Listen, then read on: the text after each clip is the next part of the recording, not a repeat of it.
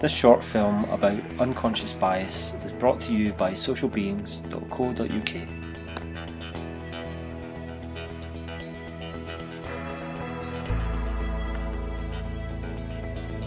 The conscious mind, that voice that babbles in your head all day long, it's just the tip of the iceberg. We've had some of the best equalities law in the world for the best part of half a century, and we still haven't secured working environments which represent the diversity of the communities in which we operate. A growing body of thought attributes this to our unconscious biases. Few of us think that we discriminate, at least knowingly. But the truth is that we are complex beings. There's a lot going on. We're constantly bombarded with facts, figures, sounds and sensations. Our unconscious mind is processing all of this and trying to simplify it so that we don't become overloaded.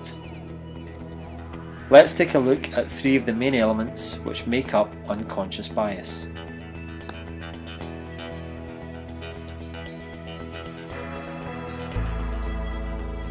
The unconscious mind.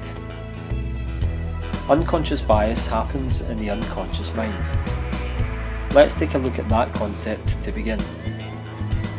It's useful to think of your mind as having two parts. The first part thinks fast, automatically and frequently. It's an emotional creature though, and tends to employ stereotypes for ease. This part is the unconscious mind. The second part is slow, effortful, logical and calculating. It's the voice you can hear in your head. This is the conscious part. It's easily overloaded though, so most of the time it relies on the information supplied to it by your unconscious mind. Understanding that we have unconscious thought is the first part of understanding unconscious bias.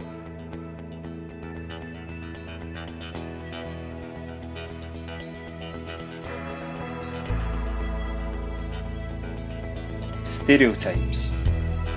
We've all heard about stereotypes. Most of the time we think about them as negative, but this isn't always how they play out. Stereotypes are fixed and oversimplified ideas about a particular person or thing. On the unconscious level, we categorise people without even realising it. We are looking for patterns of behaviour or physical characteristics which allow us to infer lots of information about a person when we have only seen the tip of the iceberg. We are programmed to look for patterns even when they don't exist. But sometimes this can be dangerous. Stereotypes are the second element which make up unconscious bias.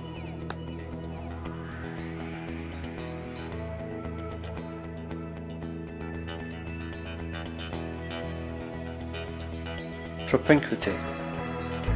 People say that opposites attract. In reality, it's not the case. We are drawn to things and people that are like ourselves. The same educational background, same hobbies, same thoughts about how the world should be. People tend to form an immediate bond with the characteristics they see reflected in others which are relatable. This is called propinquity. Propinquity is the second element which makes up unconscious bias.